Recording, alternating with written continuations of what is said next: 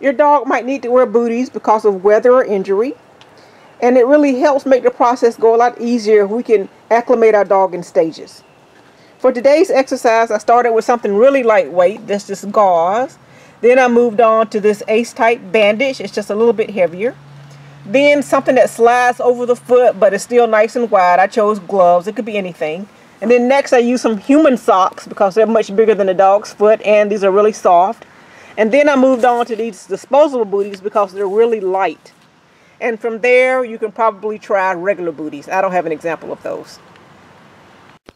Murphy is a bit more sensitive than the other dogs, so I started out really easy with the gauze, and I'm not even touching his feet at first, just his leg close to his feet. With Lupe, I thought I could start with the wrap, but I was wrong. It was too much for her. Notice how she pulled away, and I just let her. I'm not going to ask her to do any more. But she seems fine, so I went ahead and tried something lighter, the gauze, and she was fine with that and got plenty of treats for the gauze. What about this one? And since the gauze doesn't bother her, we will stay at that level for a while before trying to move back up to the wrap. Or I might try to find something that's a teeny bit heavier than the gauze but lighter than the wrap to make the transition a little bit easier for her. And Pudding just thinks the whole thing is a game, so I started treating it as such.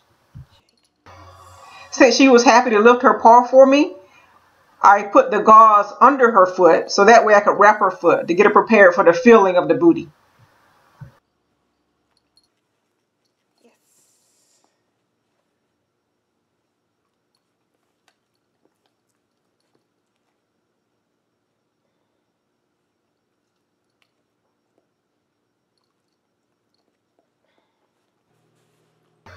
Now we're moving on to something a bit harder than the wrap.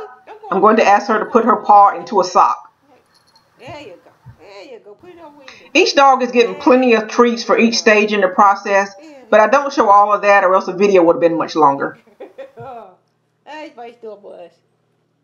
Okay, other foot. Asking for the dog to put her paw up not only gives her a little bit of control in the process, but it also means less handling that I have to do to her feet. I don't have to lift her legs or grab her feet, which makes the process easier for her.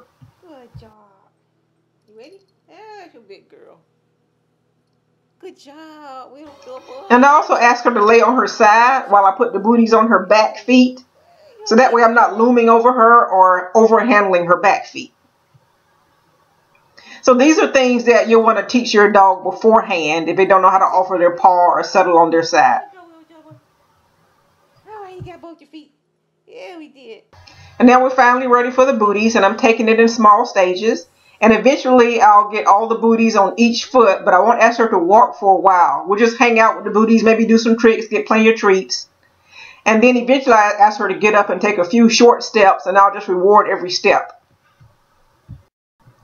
This process is going to be different for every dog. If you have a dog who's not used to foot handling or even touching, then you might have to just start rewarding approaches, then rewarding reaches, then rewarding quick touches on the leg, then quick touches on the foot, then foot handling, then the gauze, then the wrap, and so on. And for a dog who might bite or nip, don't try this on your own. Make sure that you speak with a professional, but only a professional who's well skilled in counter conditioning and desensitization. You don't want to use anyone who's going to scare the dog or make things worse. See more on counter conditioning at our pet education channel.